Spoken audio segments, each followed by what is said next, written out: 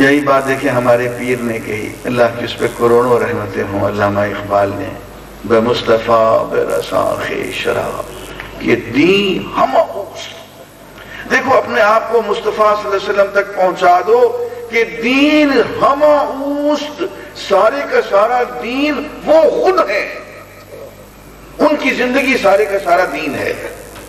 اگر بہو نہ رسیدی تمام بولا حدیث، اگر حضور تک نہیں پہنچ پائے تو ساری بول حدی ہے۔ عزیزان گرامی، آج آپ کو ایک بات عرض کرتا ہوں، اس کو ذرا غور سے سنیے، شاید آپ نے پہلے نہ سنی ہو۔ ایک قرآن مجید کے ادنا طالب علم کی حیثیت سے میں نے غور کیا کہ یہ ایمان کیا ہے۔ قرآن میں جہاں جہاں ایمان کا لفظ آیا ہے تو اس سے مراد کیا ہے؟ میں نے اپنے استاد سے پوچھا، مولوی صاحب سے پوچھا، انہوں نے کہا ایمان اللہ پہ ہوتا ہے، اللہ کے رسول پہ ہوتا ہے، فرشتوں پہ ہوتا ہے، کتابوں پہ ہوتا ہے، یوم القدر خیر ہی و شر ہی، اور مرنے کے بعد جنت پہ جہنم پہ تقدیر پہ، یہ سارے ایمان ہے۔ ایمان مفصل کو خوب رٹا لگایا، 6-7 جو آرٹیکلز آف فیتھ جنہیں کہا جاتا ہے۔ لیکن عزیزان گرامی، ایک دن میں قرآن مجید پڑھ رہا تھا اور اللہ تعالیٰ نے ایک بات سجھا دی۔ اچھا ایک بات اور بھی کہہ دوں، کبھی کبھی اللہ تعالیٰ خود استاد بن کے ساتھ بیٹھ جاتا ہے، فرماتے ہیں واتقوا اللہ، اللہ کی محبت اختیار کر لو، اللہ کا تقوی اختیار کر لو، وَيُعَلِّمُكُمُ اللَّهُ، اللہ تمہیں تعلیم دینے لگ جائے گا، وہ تمہارا معلم بن جائے گا، تمہارا استاد بن جائے گا۔ لیکن جو بات کہو وہ اللہ کی محبت میں آ کے، اس کے تقوی میں آ کے کہو، کوئی ویسٹڈ انٹرسٹ نہ ہو۔ ایک دن مجھے یوں محسوس ہوا کہ قرآن مجید میں جہاں کہیں بھی لفظ ایمان کا استعمال ہوا ہے اس سے مراد صرف محمد رسول اللہ پہ ایمان ہے۔ عزیزان گرامی، میری اس بات کو ذرا دھیان سے سنیے۔ اللہ پہ ایمان رکھتے تھے، فرشتوں پہ ایمان لے آئے، کتابوں پہ ایمان لے آئے، توریت پہ ایمان لانے والے، زبور پہ، انجیل پہ ایمان لانے والے کتنے یہودی کتنے عیسائی ساری دنیا میں موجود تھے، جنت پہ، جہنم پہ، تقدیر پہ، والقدر خیرہ و شرہ پہ ایمان لا، ساری دنیا ایمان لا رہی تھی۔ سارا جھگڑا کس بات پہ تھا کہ یہ ذات گرامی محمد الرسول اللہ کیا اللہ کے رسول ہیں یا نہیں ہیں؟ اگر اللہ کے رسول پہ ایمان لے آئے تو مومنین میں داخل ہو گئے، اللہ کے رسول پہ ایمان نہیں لائے تو اللہ پہ ایمان لے آئیے، ملائکہ پہ، کتابوں پہ، فلاں پہ، سارے آرٹیکلز فیتھ آپ چباتے رہیے، مومنین کے زمرے میں داخل نہیں ہوں گے۔ یہی بات قرآن مجید میں ایک جگہ پوری صراحت کے ساتھ بیان کی گئی، والذین آمنوا بہ۔ اب دیکھیے فلاح کی 4 شرائط بیان کی، والذین وہ لوگ، آمنوا جو ایمان لے آئے، بہ اس ذات گرامی پہ، محمد الرسول اللہ، وعزروہ اور انہوں نے اللہ کی رسول سے پیار کیا اور ادب و احترام کیا، اطاعت کی، اتباع کی۔ ایک لفظ عزروہ میں یہ 4 مفہوم آ رہے ہیں، اللہ کے رسول سے پیار کیا، ادب و احترام کیا، اطاعت و اتباع کی۔ وَنَصَرُوهُ اور اللہ کے رسول کی مدد میں لگ گئے، وَاتَّبَعُوا النُّورَ اور اس نور کا اتباع کیا، الذی انزل معہ جو کہ حضور کے ساتھ نازل کیا گیا، یعنی قرآن مجید۔ اولئک هم المفلحون، یہ لوگ مفلحون ہیں، کامیاب ہیں۔ اس جگہ فلاح کی 4 بنیادی شرائط گنوا دی گئیں۔ پہلی کہ حضور پہ ایمان لے آئے، دوسری کہ حضور سے سچے دل سے، دل و جان سے محبت کی، ادب و احترام، اطاعت و اتباع کی، اور تیسرا یہ نصروہ اللہ کے رسول کی مدد کی،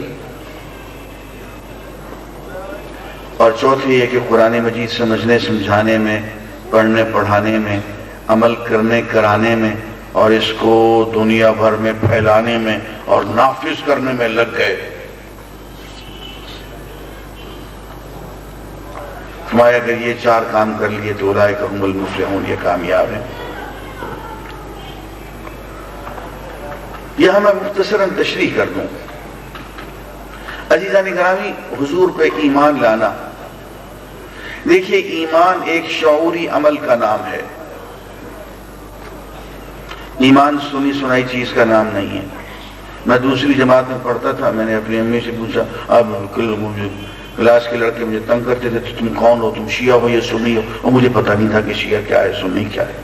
گھر آیا، میں نے امی سے پوچھا کہ امی ہم شیعہ ہیں یا سنی ہیں؟ انہوں نے کہا تم سنی ہو، ہم نے کہا سنی۔ اس دن سے سنی ہے۔ اب اس طرح کا سنی ہونا اور اس طرح کا مسلمان ہونا کہ چونکہ امی نے کہہ دیا کہ بیٹے تم مسلمان ہو، مسلمان ہو۔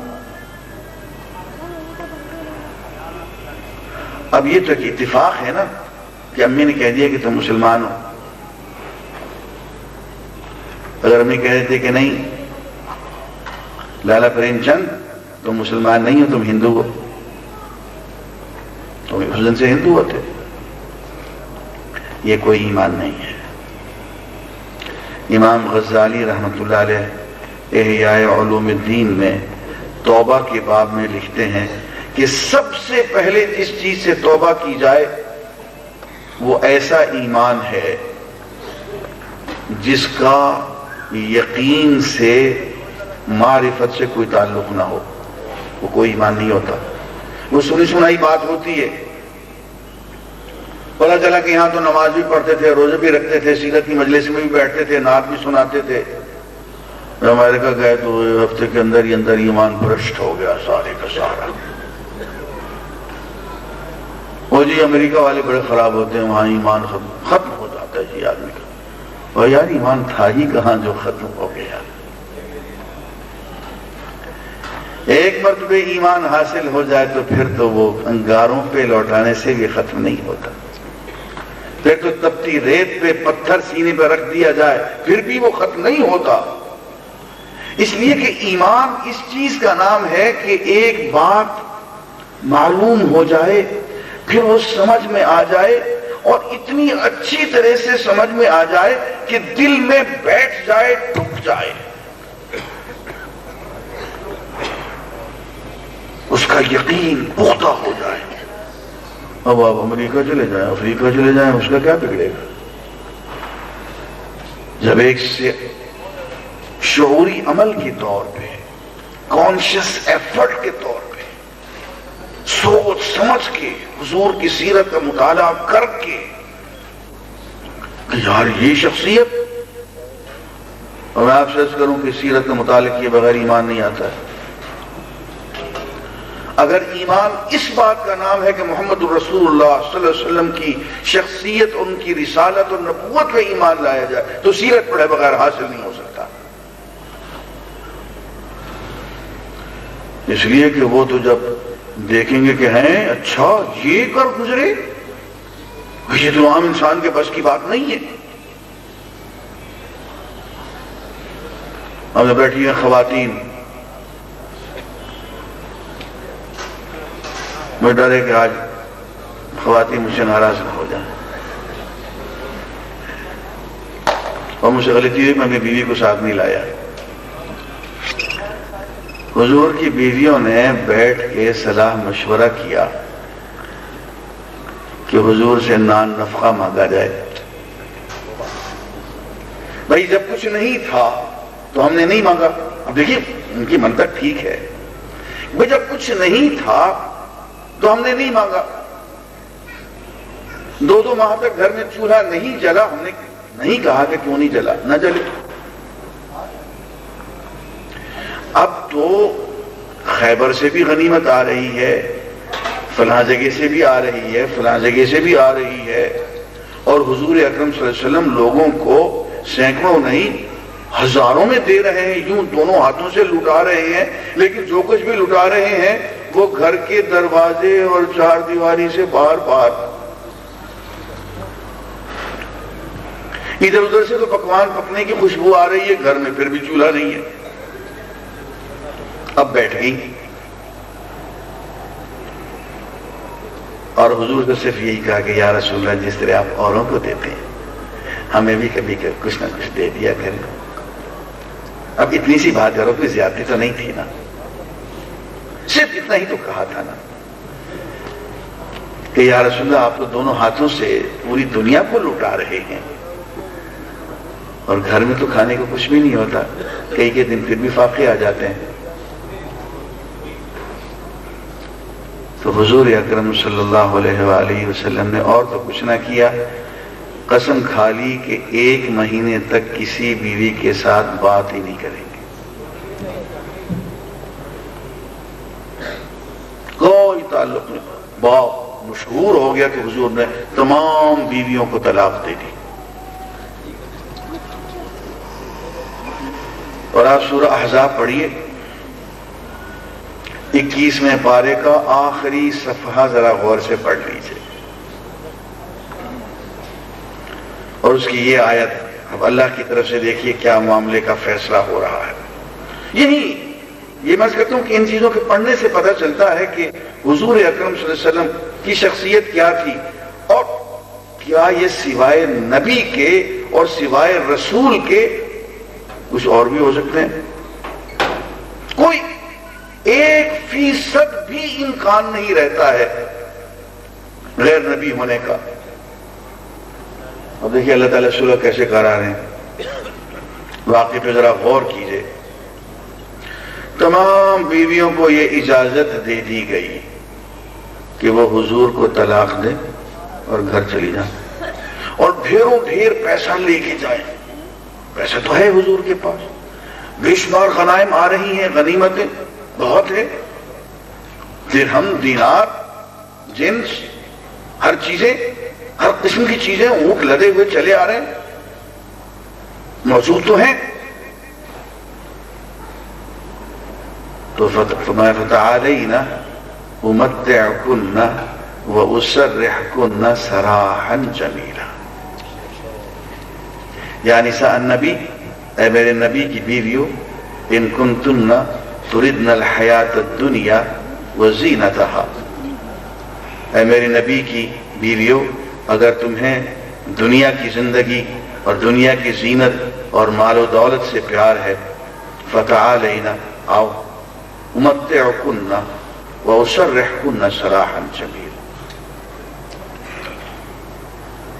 تو میں پھر اپنے نبی کو حکم دیتا ہوں کہ تمہیں فارغ کر دے اور ڈھیروں ڈھیر پیسہ تمہیں دے دے، سراحا جمیلا. لیکن یہ چوائس تمہاری ہوگی، تم فیصلہ کرو گی. وَإِن كُنتُنَّ تُرِدْنَ اللَّهَ وَالرَّسُولَ وَالدَّارَ الْآخِرَةَ فَإِنَّ اللَّهَ أَعَدَّ لِلْمُحْسِنَاتِ مِنْكُنَّ أَجْرًا عَظِيمًا. اور اگر تم چاہتی ہو اللہ کو، اللہ کے رسول کو اور دار آخرت کو، تو پھر تو ایسے ہی وقت گزارنا ہوگا، پھر تو ساری امیدیں آخرت پہ رکھنی پڑیں گی. اب یہ چوائس تمہاری ہے، اللہ اور اللہ کے رسول کو اور دار آخرت کو چنتی ہو تو یہی چلے گا جو ہے، اور اگر تمہیں دنیا چاہیے پھر میرے رسول کو چھوڑ دو، اپنے گھر چلی جاؤ ماں باپ کے ہاں. یہ اختیار تمام بیویوں کو دے دیا گیا، تو جو فیصلہ کریں. یعنی گویا حضور سے طلاق کا حق لے کے ان کی بیویوں کو دے دیا گیا. فیصلہ کرو، جانا چاہتی ہو تو جاؤ، رہنا چاہتی ہو تو رہو، پیسے چاہیے ڈھیروں ڈھیر پیسے لے لو، چلی جاؤ. اور یہ تکشف کی زندگی، زہد کی زندگی، درویشی کی زندگی، فاقہ مستی کی زندگی جو حضور خود گزار رہے ہیں، اس میں اگر حضور کا ساتھ دے سکتی ہو تو پھر رہ لو.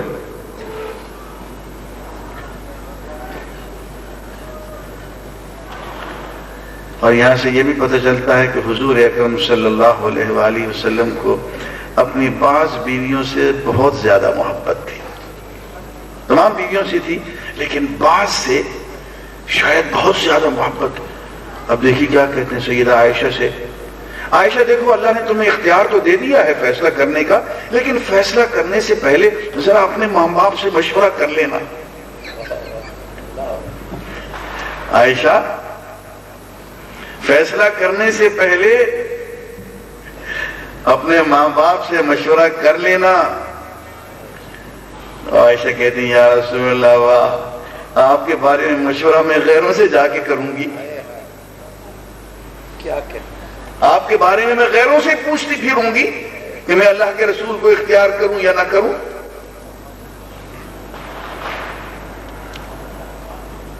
تمام بیویوں نے یہی فیصلہ کیا کہ مرتے دم تک یہی درویشی اور فاقہ مستی کی زندگی گزاریں گے, آئندہ حضور سے نفع نہیں مانگیں گے. اور حضور اکرم صلی اللہ علیہ وسلم کی زندگی کی وہ رات جب آئی جو بہت تاریک رات تھی, جس سے دنیا تاریک ہو گئی, تو گھر میں دیا جلانے کو تیل نہیں تھا. حضور کی اپنی زرہ ایک یہودی کے ہاں رہن رکھی ہوئی تھی,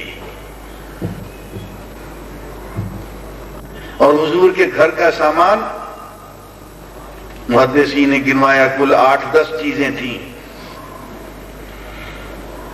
اس سے زیادہ سامان ہی نہیں بنتا. پھر پوری کی پوری زندگی انہوں نے اسی حالت میں گزار دی. ان محققین کا کیا کیجئے, مستشرقین کا, جو کہتے ہیں کہ he was prophet when he was in Makkah, but when he was in Medina he was only in the head of the state, where he was a king while in Medina and he was a prophet while in Makkah. look, king کی زندگی تو آ کے دیکھو غور سے. یہ واقعہ میں نے اس لیے سنایا کہ اس کو اگر آپ غور سے پڑھیں کبھی اکیلے میں تو آپ کا رواں وسط کرے گا. آج ہی جہاز پہ آتے ہوئے ایک صاحب نے کہا کہ ڈاکٹر صاحب ویسے تو ایمان میرا ٹھیک ٹھاک ہے, لیکن حضور اکرم صلی اللہ علیہ وآلہ وسلم کی ذات گرامی سے جیسی محبت ہونی چاہیے ویسے نہیں ہے. تو میں نے کہا ایمان بھی پھر ٹھیک ٹھاک نہیں ہے. ایمان بھی ٹھیک ٹھاک نہیں ہے اس لیے کہ ایمان یہی کچھ ہے. فرمایا لا یؤمن احدکم, تم میں سے کوئی شخص صاحب ایمان نہیں ہو سکتا. اچھا, یہاں اس حدیث کا ترجمہ کرتے ہوئے ہمارے صاحبان مولوی صاحبان قدیم ڈنڈی کیوں مارتے ہیں. اب بچپن سے میں پڑھتا چلا آیا اور اس ترجمے کے پڑھنے سے بہت نقصان ہوا. ترجمہ کیا فرماتے ہیں, لا یؤمن احدکم, تم میں سے کوئی شخص ایمان کامل نہیں حاصل کر سکتا, مومن کامل نہیں بن سکتا. یار یہ کامل کا لفظ کہاں سے لائے ہو؟ کامل کا لفظ حضور کو بھی آتا تھا, عربی کا لفظ ہے. اگر کامل کا ترجمہ تم کر سکتے ہو, یوں کرتے ہو, تو پھر تو حضور کو یوں کہنا چاہیے تھا لا یؤمن احدکم بایمان کامل. حضور کو یوں کہنا چاہیے تھا, تو حضور تو یہ کہنا بھول گیا, تم نے یاد دلا دیا. بھائی اس کا ترجمہ یہ ہے لا یؤمن احدکم, تم میں سے کوئی شخص ایمان کی ربط ہی نہیں رکھتا, صاحب ایمان ہی نہیں ہے. پتہ نہیں کیوں ہم سلو صفائی پہ لگ جاتے ہیں کہ یار ایمان رہنے تو دو, نہیں ہے تو نہیں ہے یار, کہہ دو کہ نہیں ہے. لا یؤمن احدکم, تم میں سیدھا لفظی ترجمہ کر رہا ہوں, کوئی شخص صاحب ایمان نہیں ہو سکتا. حتی اکون احب الیہ من والدہ وولدہ والناس اجمعین, جب تک کہ فرمایا میری ذات گرامی ہمارے ماں باپ، ہماری جانیں، ہماری روحیں، ہماری آبرویں آپ کی جوتیوں پہ نثار ہوں، آپ کے نام پہ قربان ہوں۔ لا یؤمن احدکم، تم میں سے کوئی شخص صاحب ایمان نہیں ہو سکتا حتی اکون احب الیہ من والدہ وولدہ والناس اجمعین، فرمایا جب تک کہ میری ذات گرامی محمد الرسول اللہ صلی اللہ علیہ وسلم کی ذات گرامی والد کے مقابلے میں، اولاد کے مقابلے میں، سب لوگوں کے مقابلے میں، اور ایک جگہ فرمایا اپنی جان کے مقابلے میں محبوب تر نہ ہو جائے، ایمان نہیں آ سکتا۔ فرمایا لا یؤمن احدکم حتی یکون ہواہ تبعا لما جئت بہ، تم میں سے کوئی شخص صاحب ایمان نہیں ہو سکتا جب تک کہ وہ ہدایت جو میں لے کے آیا ہوں وہ غالب آ جائے اور نفس کی خواہشات اس کے مقابلے میں مغلوب نہ ہو جائے۔ حتی یکون ہواہ، دیکھ ہوا کا لفظ ہے، جب تک کہ انسان کی ہوا و ہوس اس پیغام کے تابع نہ ہو جائے، اس تعلیم کے تابع نہ ہو جائے جو میں لے کے آیا ہوں۔